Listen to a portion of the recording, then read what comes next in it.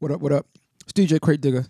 Just dropping in to share a quick demo on how I've been using the pads on both Pioneer's DJ S9 and S11 mixers to expand my creative output.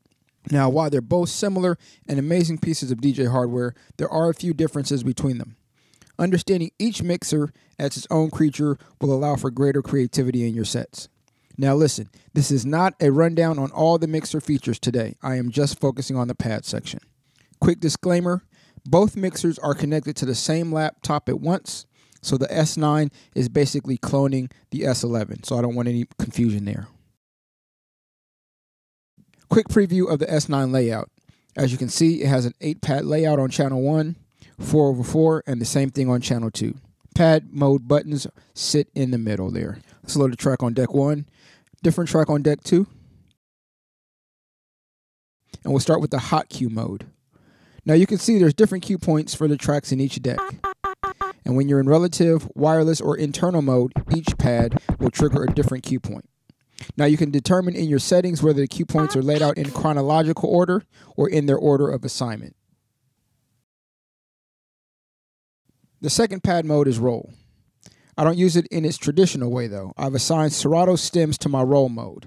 We'll talk more about stems later, but you can see on deck 2, as I trigger the different stem sections, it's reflected in the waveform there on Serato. The stem kill effects are on the second row of pads, and we'll talk about that in a few. Our next pad mode is saved loops. This allows me to trigger any loops I've saved to a track.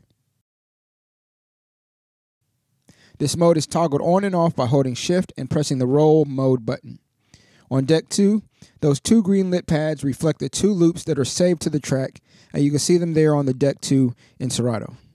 Now if you press each pad, it toggles the corresponding loop, turns it on, which is blue, and off, which is green.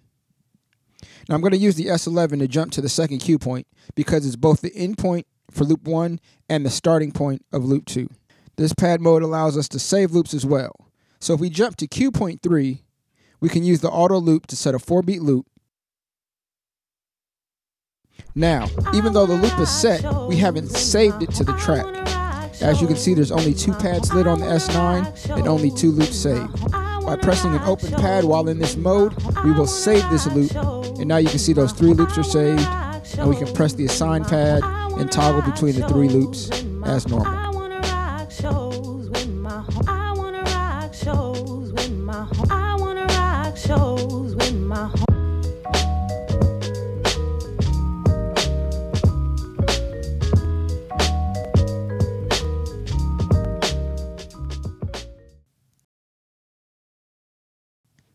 The next pad mode is sampler. It allows the assignment of audio files to each of the 8 pads in 4 separate banks, so you have a total of 32 slots. Now each slot has an assignable trigger feature. So some pads trigger sounds on every time I push the pad, and others trigger start and stops with every push of the pad. The parameter buttons allow me to move through each of the 4 banks. Yo, what up, though? Now, sampler is different than the other pad modes. It is not deck independent. So the 8 pads on deck 1 play the same clips as the pads on deck 2 when the sampler is turned on. This configuration on the S9 allows for great finger drumming along with tracks without having to have both hands working on just one set of 8 pads. Moving on to the S11. The pad mode buttons are now reshaped and moved above the pads, allowing the pads to be a bit larger. The shift button and the tempo tap button have also been flipped, and it took a few errors for me to get used to that. I use the hot cue, roll mode, basically the same on the S9 as I do on the S11. The saved loops works the same, but it's accessed easier, meaning I don't need to press the shift key like I do on the S9. Sampler mode is different on the S11. While you can still only load 1 bank at a time, you can now load to just 1 set of pads instead of both decks like on the S9. This allows me the freedom to trigger cue points, save loops, or stem functions while launching sampler clips simultaneously. But if you choose to, you can still load both pads for that ease of finger drumming. A newer function of the S11 is the scratch bank mode. It's kind of like the sampler, but it's made to hold samples that are loaded to the decks so you have quick access to cut with. The shift button and the sampler button pressed together open this pad mode. Now, similar to sampler, you have 8 slots per bank and 4 banks, putting 32 clips at your fingertips. So let's load a track on deck 1, and we're going to trigger samples to deck 2 from the scratch bank by pressing their side pad.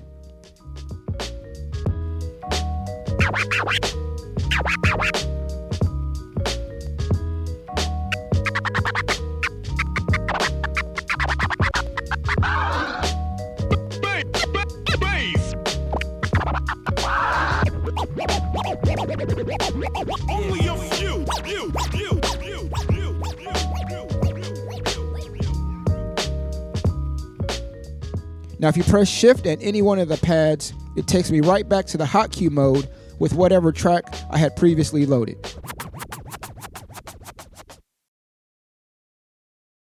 Now, earlier I spoke about Serato Stems being assigned to my roll mode. So a bit more about stems. You got to be using Serato 3.0, and your laptop has to meet certain specs because this can get very intensive when it comes to resources of the computer. A quick overview of the stems layout. The 4 pads represent drums, bass, melody, and vocals, allowing for great isolations of portions of the tracks for remixes, edits, as well as quick creations of instrumentals and acapellas. Now here we take out the vocals. Now we can take out the melody. Now the bass. Now the drums. As these are isolated, you can see it reflected in the track waveform there on Serato. Now the bottom 4 pads are kill effects. The pad under the drum is the drum echo out. Pad under the bass is an instrumental breaker effect. Pad under the melody is an echo out effect. Now I'm going to mute the drums and the bass to make it a little easier to hear. And the pad under the vocal is a vocal echo out.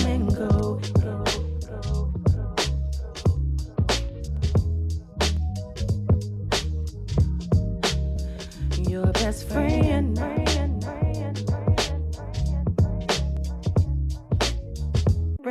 Now in stems mode, the left parameter button is auto acapella. The right parameter button is auto instrumental.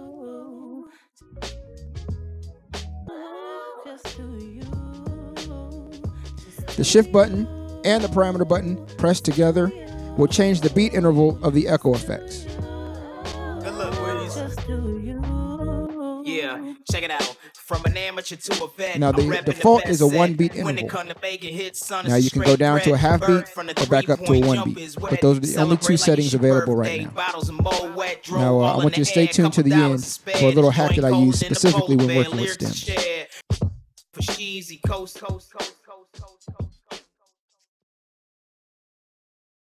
So all these pad modes are tools that allow me to push my creativity when DJing with Serato. But there's also a great use for the pads when you're spinning analog vinyl. All right, the pads can cue hardware effects just like the paddles do. The parameters vary based on the effect selected. One of the most common uses of these is with the echo effect. Now, if you turn the depth fully to the right, it'll make the echo continue indefinitely, kind of like a loop, and allows me to build beats or loops in transition, all using analog vinyl.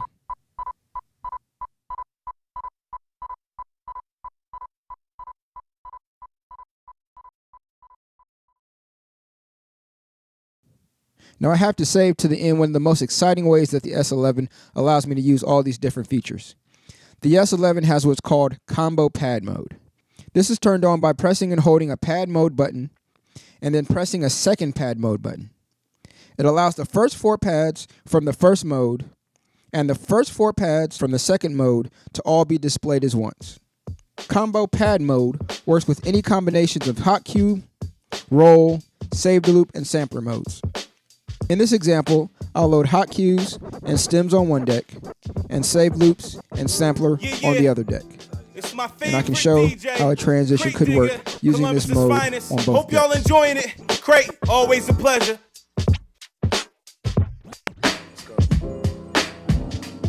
Once again, I'm the Crate Digger. Thanks for hanging out. Peace and love. Yo.